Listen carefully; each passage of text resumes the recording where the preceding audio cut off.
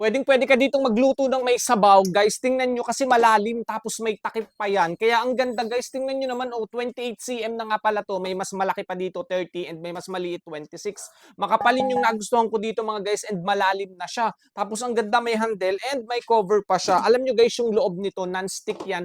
Kaya kahit may sabaw, prito man yan, adobo, pwede, guys. Hindi didikit dito kung adobo or prito kasi non-stick yan at hindi nababakbak yung loob. Kumbaga walang sasama sa pagkain. Kaya safe siyang gamitin at ang kapal, yun yung talagang nagustuhan ko. Kumbaga kahit pang matagalan pagka ganun, hindi basta mabubutas, hindi basta magkakakupi or magkakalupi kasi makapal kahit mapatama pa yan or mahulog. Maganda, guys, matibay yung pot na to. At pwede sa gas stove, pwede sa induction cooker. Yun yung maganda dito sa pot na to. Kaya kahit anong gamit ninyo, pwede, mapapakinabangan. Magagamit nyo talaga siya everyday.